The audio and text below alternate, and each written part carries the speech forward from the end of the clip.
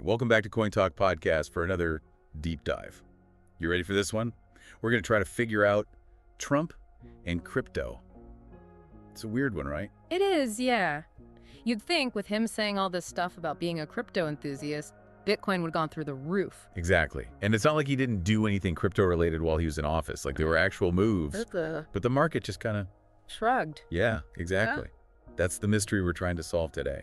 And to help us with that, we've got this opinion piece from trcrypto.news. Okay, cool. So what's the title of that piece? It's called Why Markets Shrugged at Trump's First Crypto Moves Opinion. Catchy.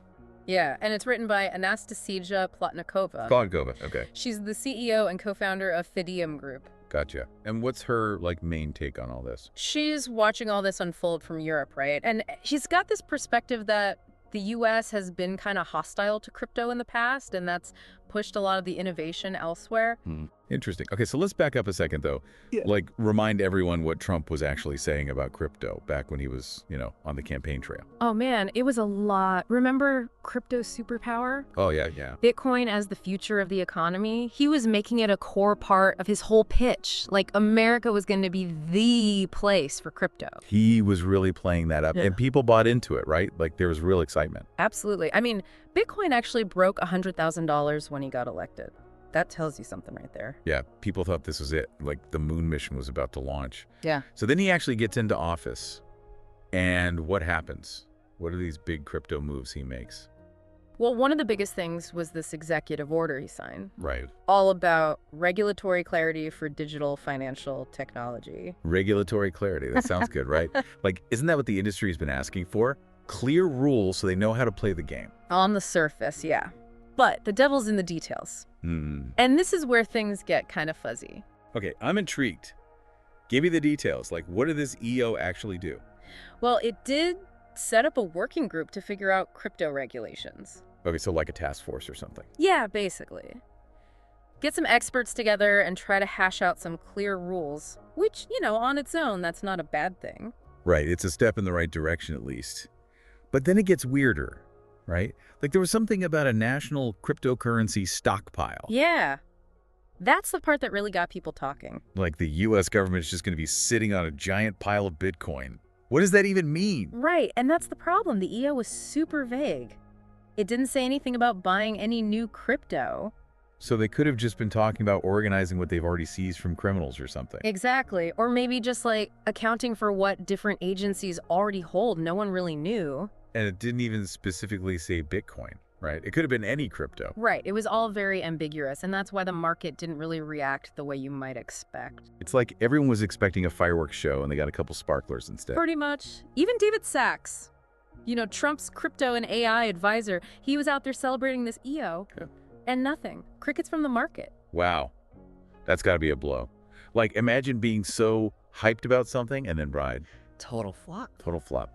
So what changed? Why was the market so skeptical this time? That's the million-dollar question, and it gets right to the heart of what Plotnikova's arguing in this piece. She's basically saying the honeymoon's over. People were willing to give Trump a pass for a while. Okay, he's new to this. Let's see what he does. But by the time this EO came around... patience was wearing thin. Remember Bitcoin had been kind of stuck around that $100K mark for a while? Yeah, it was like everyone was waiting for something to kick things off again. And people were hoping Trump would be the one to do it, but instead of concrete action, they got this really vague EO. Right, it was all talk and no walk. Exactly, and Plotnikova makes this really interesting point. She says this whole situation is actually a perfect example of how the U.S. has been dropping the ball on crypto for years. Okay, how so? Give me the breakdown. She's watching from Europe, right? And she's seeing all this innovation happening over there because the U.S. has been so hesitant to embrace crypto. So while the U.S. is stuck in this regulatory limbo, other countries are rolling out the red carpet for crypto companies. They're like, come on in, set up shop. We've got clear rules. We're open for business. Exactly. And those countries are reaping the benefits. You've got Switzerland, Singapore, Malta.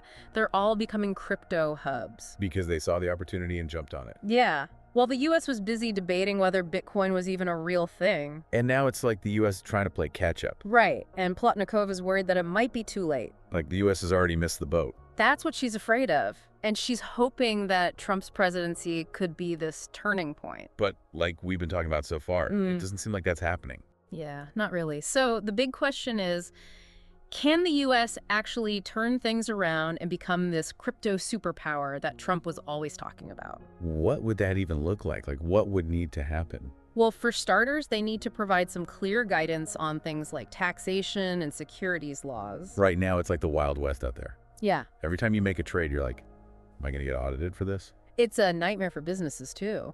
They need to know the rules of the game if they're going to invest and innovate. And then there's a whole banking issue.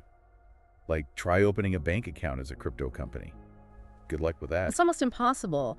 Banks are terrified of touching anything crypto-related. Which makes it really hard for the industry to grow and mature. Exactly. So if the U.S. wants to be a leader in crypto, they need to create a regulatory environment that actually supports the industry. Not one that scares everyone away. Right.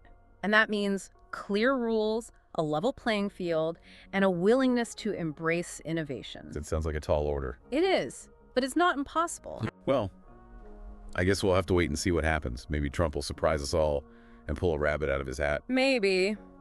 But even if he doesn't, this whole situation has highlighted some really important issues that the U.S. needs to address if it wants to be a major player in the crypto space. And that's why we're doing this deep dive, right? To help people understand what's at stake. Exactly. The decisions being made today will have a huge impact on the future of crypto, so it's important to stay informed. And what better way to do that than to subscribe to CoinTalk Podcast on YouTube and hit that notification bell so you don't miss any future episodes. We'll keep you updated on all the latest developments in the crypto world. All right, so we're back for the final part of our Trump and crypto deep dive.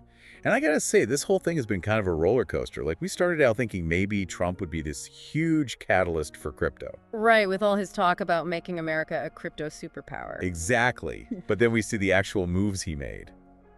And it's all kind of... Underwhelming. Yeah.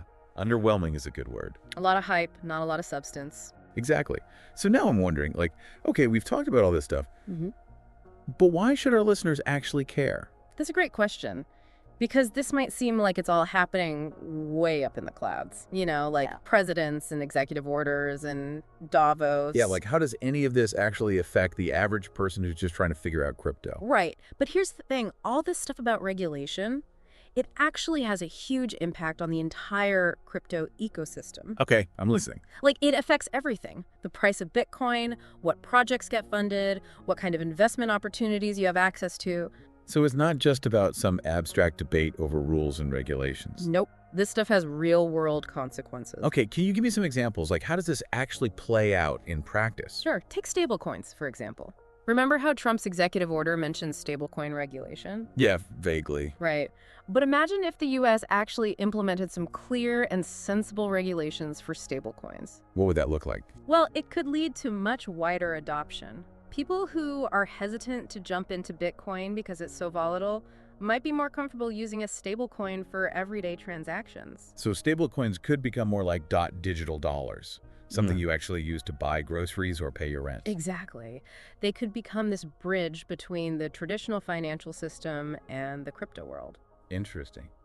But what if the U.S. goes the other way? Like, what if they overregulate stablecoins? Then we could see the opposite effect. Innovation gets stifled, companies move their operations to other countries, and the U.S. misses out on a major technological shift. Wow, so the U.S. government really holds a lot of power here. They do. And it's not just stablecoins. Think about taxes. Ooh, yeah, that's a fun one. Wouldn't it be nice if you had some clear guidelines on how your crypto investments were going to be taxed? It would make life so much easier. Right now, it's like every time you make a trade, you're rolling the dice. Right, and that uncertainty keeps a lot of people from getting involved in crypto at all. So clear tax regulations would be a huge win for the industry. Absolutely. And then there's the big one, institutional investors. You mean like the hedge funds and pension funds and all those guys? Yep. They've got trillions of dollars sitting on the sidelines, just waiting for the right moment to jump into crypto. But they're hesitant because of the regulatory uncertainty. Exactly. They need to know the rules of the game before they risk billions of dollars. So if the U.S. can provide that clarity... well, we could see a massive influx of capital into the crypto market. Which could lead to... more growth, more innovation, and yeah, maybe even those moonshot prices everyone dreams about. Okay, so it sounds like the U.S. government has a really important role to play in all this. They do. They can either be a catalyst for growth or a roadblock to innovation. And it's not just about the U.S. either, right? This has implications for the entire global crypto market. Absolutely. The U.S. is still a major player on the world stage, so what happens here has ripple effects everywhere. This is why we do these deep dives, folks. This stuff might seem boring at first, but it's actually super important. It is. The decisions being made today will shape the future of crypto. So it's crucial to stay informed. And there's no better way to stay informed than to subscribe to CoinTalk Podcast on YouTube and hit that notification bell. We'll keep you up to date on all the latest developments, the good, the bad, and the ugly. All right, so let's wrap this up. We've covered a lot of ground today. From Trump's big crypto promises to the nitty-gritty of regulation and what it all means for you. Hopefully this has given you a better understanding of the forces at play in the crypto world. Because knowledge is power, right? Exactly. The more you know, the better equipped you are to navigate this crazy, exciting world of crypto. And don't forget, if you want to keep the conversation going, head over to the comments section. We love hearing from you guys. Tell us what you think about all this Trump and crypto stuff. And if you enjoyed this deep dive, be sure to give it a like and share it with your friends. Spread the knowledge. All right, folks, that's it for today. Thanks for joining us.